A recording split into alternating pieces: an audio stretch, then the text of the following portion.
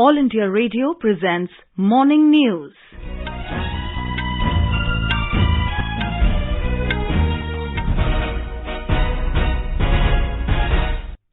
Good morning. I am Sarabjit Kaur and with me is Subhadra Ramachandran. The headlines. India and US to hold 2+2 ministerial dialogue on 27th of this month in New Delhi. Defence, security, trade and commerce to figure prominently.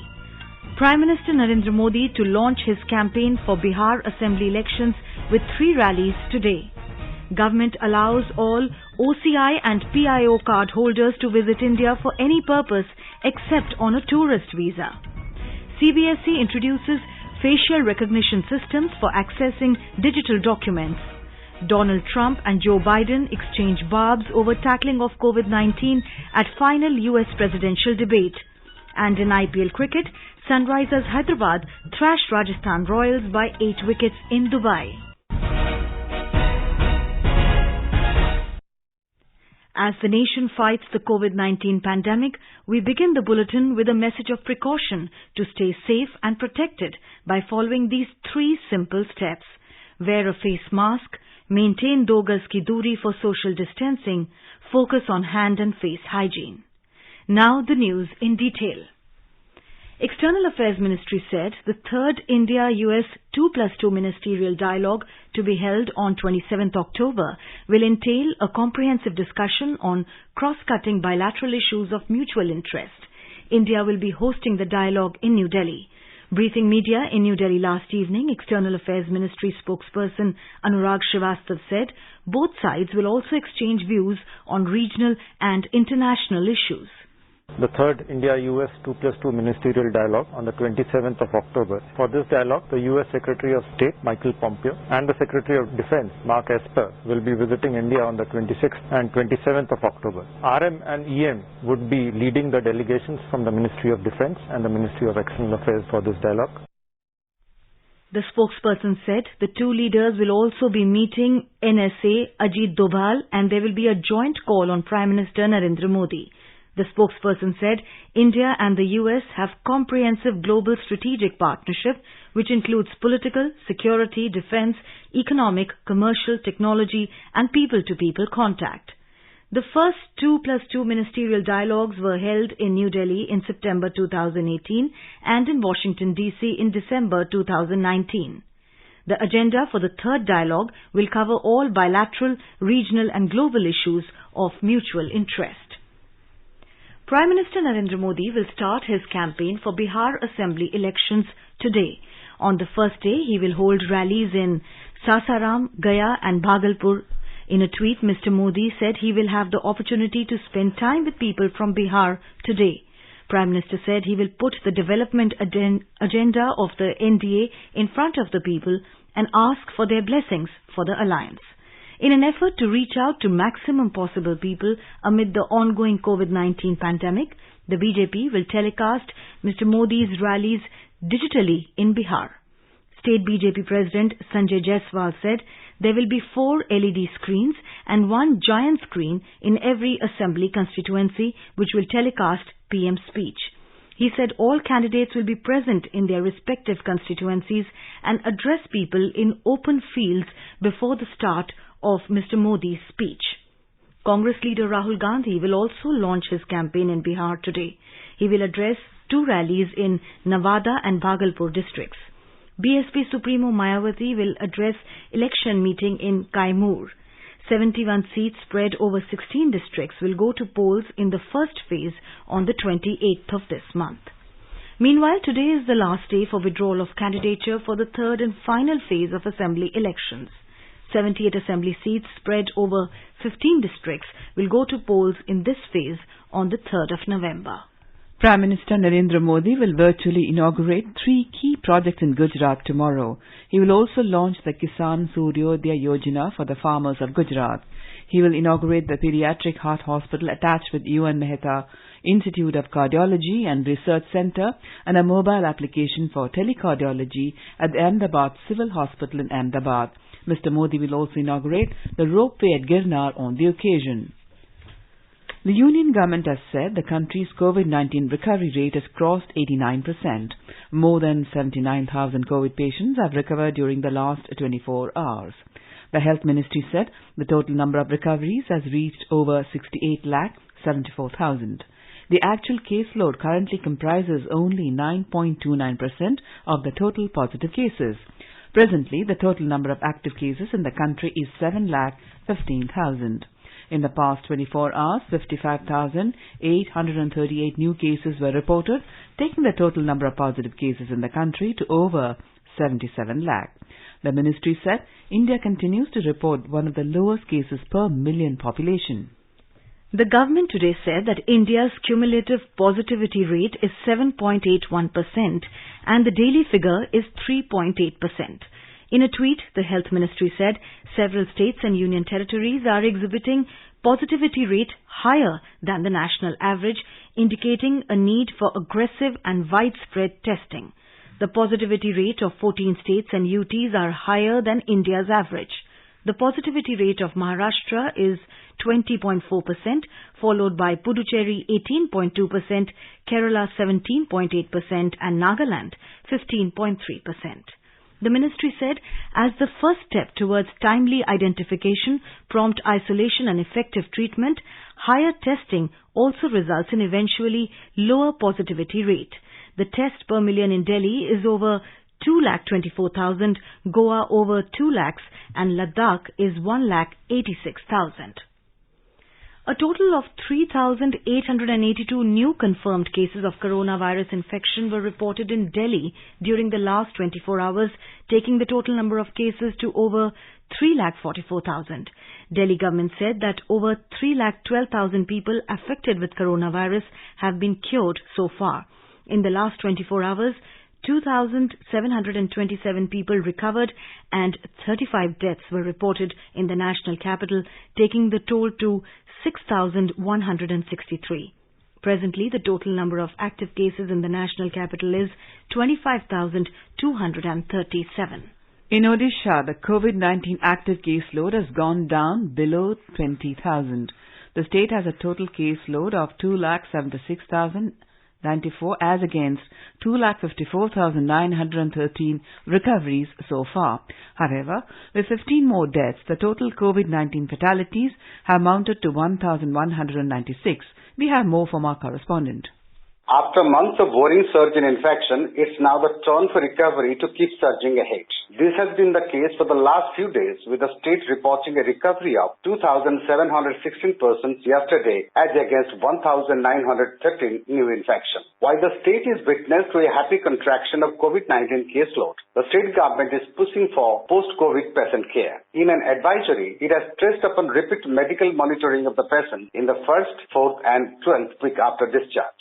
In addition, a number of do's and don'ts have also been prescribed for COVID-cured patients that includes graded physical activities, yogic exercises and stem inhalation, depending upon the post-COVID patient condition and as per medical consultations. Girish Chandra Das, Bhubaneswar. Gujarat recorded 1,136 new corona cases during the past 24 hours. The recovery rate has reached up to 89.15%. More from our correspondent. The total cases detected so far in Gujarat has reached up to 1,64,121. 1,46,308 patients recovered from COVID-19 till now. 1,201 patients recovered during the last 24 hours. More than 55,85,000 tests have been carried out in the state till date. At present, total active cases in the state are 14,143. 7 patients died yesterday, taking the total deaths due to COVID-19 up to 3,670. Meanwhile, Ahmedabad Municipal Corporation has added 7 new areas in the micro-containment zone following detection of new cases. Yogesh Pandya, AIR News, Ahmedabad. There is a continuous decrease in the number of COVID cases in Rajasthan. There has also been a decrease in the number of active patients from the last 10 days. 1,822 new cases were reported yesterday, while 2,654 patients recovered from infection. We have a report. The number of active patients in the state has now come down to 18,341. There has been an increase of about 14% in recovery this month compared to the previous month, due to which the number of active patients has come down to about 10%. After 12 deaths reported yesterday in the state, the death toll has reached 1,800. The number of active patients in Banswara, Bara, Bundi, Dholpur, Jhalawad, Karoli, Pratapgarh and Siroi districts has come down to 100. A decrease in corona cases has also been witnessed in Jaipur and Jodhpur, but still these two districts are most affected and having more than 5,000 active cases. Jitendra Dwivedi, AIR News, Jaipur. In Tamil Nadu, the drop in the active COVID-19 caseload continues for several weeks. The latest update by the State Health Department says the number of those now under treatment remains a little above 34,000. 3,077 people were confirmed positive for the disease in the last 24 hours. We have a report. The total infections in Tamil Nadu since the outbreak of the pandemic crossed a milestone of 7 lakh yesterday. However, the recoveries have been outnumbering the new infections since long. Important parameters like the active caseload also show a sustained decline. Chennai continues to witness the maximum per day infections in the state, but the number remained under 1,000 for the fourth day yesterday. Meanwhile, the Chennai Metro Rail Limited has announced an increase in its train services duration from coming Tuesday for a limited period in view of the festive season. The extended working hours for the commercial establishments, hotels and all kinds of shops in the state also came into force from yesterday. Jai Singh, AIR News, Chennai. In Chhattisgarh, to ensure the availability and timely supply of medical oxygen to COVID hospitals, the state government will set up oxygen generation plants in all medical colleges and 17 district hospitals of the state. State Health Minister T.S. Singh Deo said that these oxygen plants will be established in next 4 weeks. Oxygen generation plant ये हमारे सभी medical colleges में और 17 जिला अस्पतालों में स्थापित कर लिए जाएंगे और अब काम चालू हो जाएगा। हमको उम्मीद है कि 4 हफ्ते में ये पूरा हो जाना चाहिए। हर जिला अस्पताल में 100 से 200 बिस्तर ऑक्सीजन पाइप सप्लाई के स्थापित हो जाने चाहिए। यहाँ का देख के केंद्र सरकार ने भी इसको अपनाने का सोचा है और फंडिंग करने का भी सोचा है। Earlier, a state-level medical oxygen control room was also established in capital Raipur to ensure timely supply of medical oxygen in various hospitals. The control room is also monitoring the medical oxygen consumption at hospitals. In view of the central government decision of Unlock 5, now all government offices in Madhya Pradesh should work with 100% capacity. Till now, it was mandatory for only officers to come to office. Now, like officers, all employees will have to come to the office regularly. The state government has issued orders in this regard. A report. The Madhya Pradesh government has given instructions to ensure compliance of the guidelines issued by Department of Public Health and Family Welfare in all offices. Use of mask will be mandatory for every employee. Meanwhile, the Madhya Pradesh Child Rights Protection Commission has taken a new initiative for the children. The commission has started a toll-free tele-counseling service under the name Samvedana. Toll-free number 1800-1212-830 has also been issued for this service, on which children can talk to the expert to find a solution to their problem. Experts say that due to the situation arising by corona pandemic, the mental health of children under the age of 18 has had a profound effect. Sanjeev Sharma, AIR News, Bhopal. Talking to All India Radio, Dr. A.K. Varshane of RML Hospital, Delhi, has advised those suffering from respiratory diseases to take precautions. He urged people to wear masks and maintain social distancing to stay safe from coronavirus infection, especially during the winter season. सांस की बीमारियों से प्रभावित व्यक्ति हैं, चाहे वो asthma के हों या सीओपीडी के हैं, कोरोना वायरस भी है, तो उनको बहुत ही एहतियात रखने की जरूरत है। मास्क अगर पहनेंगे, दूरी बना के रखेंगे, कुछ हद तक अपना बचाव कर पाएंगे। और कोशिश ये करें कि वो इंडोर रहें और गर्म चीजों का सेवन करें, ठंडी चीजों से बचें। First woman from Madhya Pradesh to climb Mount Everest, Megha Parmar, has urged people to wear masks and follow social distancing to protect themselves from COVID-19. जय हिंद, मेरा नाम मेघा परमार है और मैं मध्य प्रदेश की पहली लड़की हूँ जिसने माउंट एवरेस्ट समिट किया है। साथ ही 7 महाद्वीप में से 4 महाद्वीप के भी ऊंचे पर्वतों को मैंने फतह किया है और अभी वर्तमान समय में पूरे मध्य प्रदेश की बेटी बचाओ बेटी पढ़ाओ की ब्रांड एम्बेसडर हूँ। जिस तरह से पूरी दुनिया में भी महामारी फैली हुई है कोरोना, मैं आप सभी से निवेदन करती हूँ घर से बाहर निकलते समय हमेशा मास्क का उपयोग करें। हमेशा घर में अंदर आने के बाद हाथों को साफ पानी और साबुन से धोएं। सुरक्षा ही इसका एकमात्र उपाय है। Former ISRO chairman Dr. K. Radhakrishnan has also appealed to people to follow all COVID protocols. The pandemic COVID-19 continues to disrupt the human life everywhere in the world. The propagation of this pandemic and its consequences are still not yet understood fully. In this context, every citizen has a responsibility to protect himself or herself, to ensure that the disease does not spread in the neighborhood, to ensure social distancing, and also to go by the actions taken by the government organizations. You are listening to the morning news on All India Radio. A reminder of the headlines before we move on. India and US to hold 2+2 ministerial dialogue on 27th of this month in New Delhi. Defence, security, trade and commerce to figure prominently. Prime Minister Narendra Modi to launch his campaign for Bihar Assembly elections with 3 rallies today. Government allows all OCI and PIO card holders to visit India for any purpose except on a tourist visa. CBSE introduces facial recognition systems for accessing digital documents. Donald Trump and Joe Biden exchanged barbs over tackling of COVID-19 at final US presidential debate. And in IPL cricket, Sunrisers Hyderabad thrash Rajasthan Royals by 8 wickets in Dubai. For quick news updates round the clock, follow us on our Twitter handle @AIR News Alerts. The government has decided to permit all OCI and PIO card holders and all other foreign nationals intending to visit India for any purpose except on a tourist visa to enter by air or water routes through authorized airports and seaport immigration checkposts. This includes flights operated under Vande Bharat mission, air transport bubble arrangements, or by any non-scheduled commercial flights as allowed by the Ministry of Civil Aviation. All such travellers will, however, have to strictly adhere to the guidelines of the Ministry of Health and Family Welfare regarding quarantine and other COVID-19 matters.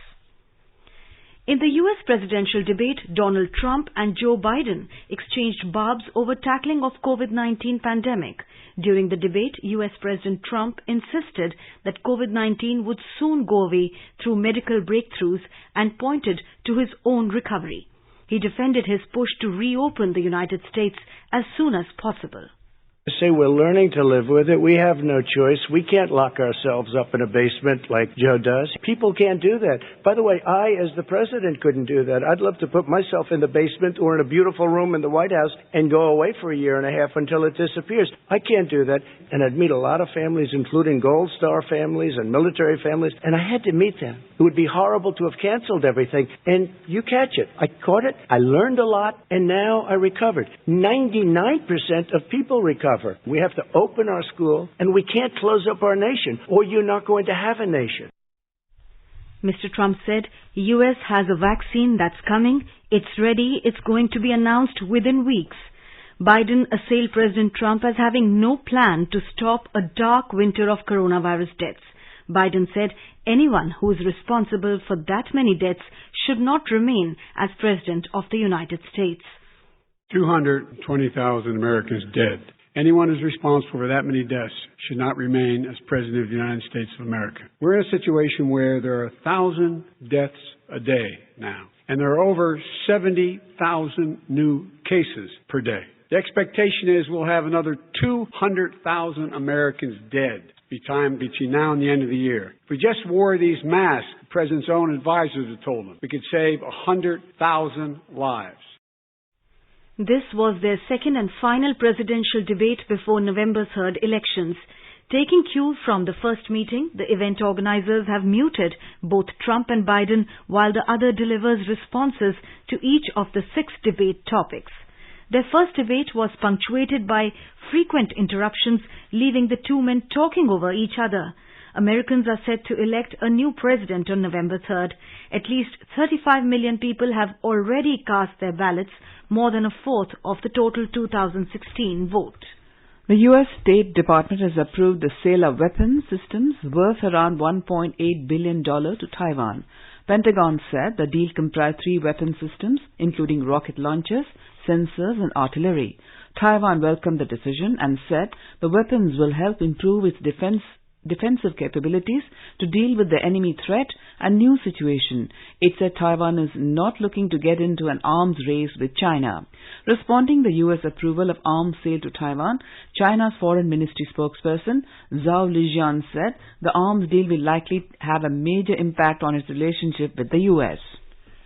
Using state-of-the-art facial recognition system, CBSE will enable students to download their digital academic documents of class 10th and 12th. This computer application matches human face from a digital image already stored in the database. The computer and the human interact to map the facial features. In a similar way, a live image of the student will be matched with the photograph of the CBSE admit card already stored in repository, and once successful, the certificate will be emailed to the student. This application is now available on Parinam Manjusha and DigiLocker at digilocker.gov.in/CBSE-certificate for all 2020 records. Chief of the Naval Staff Admiral Karambir Singh has reviewed the operational preparedness and combat readiness of the Indian Navy's principal combatants.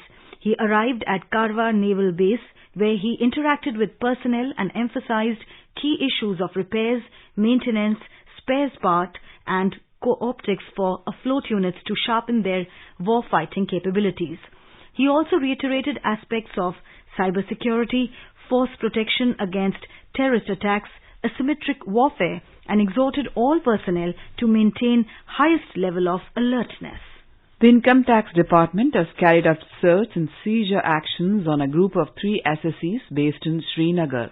In a statement, the Central Board of Direct Taxes (CBDT) said searches were conducted at 15 residential and business premises yesterday, out of which 14 were in Srinagar and 1 in Delhi. The group is engaged in multiple businesses, including real estate, construction and renting of commercial and residential complexes in Srinagar. The group is also running a school under a trust which is not registered under the Income Tax Act. The search has led to a seizure of unaccounted cash amounting to 1,82 lakh rupees and jewellery worth 74 lakh rupees. During the search, total undisclosed investments and cash transactions of 105 crore rupees of the group have been unearthed. The search has led to the recovery of incriminating evidences regarding the receipt and payment of cash amounting to more than 50 crore rupees from various premises. In a novel initiative of Uttar Pradesh government, police personnel will also converse in local dialects on 112 police helpline number for the convenience of the rural population of the state. As part of this scheme, it has been decided to include Bhojpuri, Awadhi, Braj, Bundeli and other local dialects in the system. More details on this from our correspondent. Line पे बने रहे खातिर धन्यवाद। राउर बात 112 सेवा के भोजपुरी संवाद अधिकारी से हो रहल बा। Yes, you got it right. For those who are comfortable in speaking in their local dialect, there is now a helping hand speaking same language and dialect at 112 Helpline Services of UP Police. ADG Helpline Services 112, Asim Arun told AIR that the communication officers serving at the emergency services have been specially trained for this purpose and they can speak in many dialects including Pahari and Bhojpuri. Mission शक्ति के तहत मुख्यमंत्री जी ने ये महसूस किया कि गांव से महिलाएं या पुरुष भी कॉल करते हैं और उनकी क्षेत्रीय भाषा को हो सकता है 112 के कॉल टेकर्स ठीक से ना समझ पाते हों, तो इस निर्देश पे हमने अपने 112 की सेवा में ऐसे 19 कॉल टेकर्स को चिन्हित किया। क्षेत्रीय भाषा में उनकी जुबान साफ थी और उनको एक अच्छा प्रशिक्षण दिया है और ये सेवा हमने शुरू कर दी है। He said that this initiative will make people of the rural belt, especially women, comfortable and will also help them to share their problems with clarity. Sushil Chandra Tiwari, AIR News, Lucknow. In Indian Premier League cricket, Sunrisers Hyderabad trashed Rajasthan Royals by 8 wickets to keep their playoffs hopes alive at Dubai last night. Chennai Super Kings will clash with Mumbai Indians in Sharjah today. And now let us take a look at the weather update. The national capital Delhi will have misty sky. The minimum temperature was recorded at 17 degrees Celsius and the maximum will be around 34 degrees. Mumbai, the minimum temperature was 27 degrees Celsius, maximum will be around 33 degrees. In Chennai, the temperatures will hover between 25 and 34 degrees Celsius. Kolkata, minimum temperature was 25 degrees Celsius, while the maximum will be around 28 degrees. On to the north, in the Union Territory of Jammu and Kashmir, the minimum temperature was 16 degrees Celsius in Jammu, while the maximum will be around 32 degrees. In Srinagar, the temperatures will hover between 3 and 24 degrees Celsius.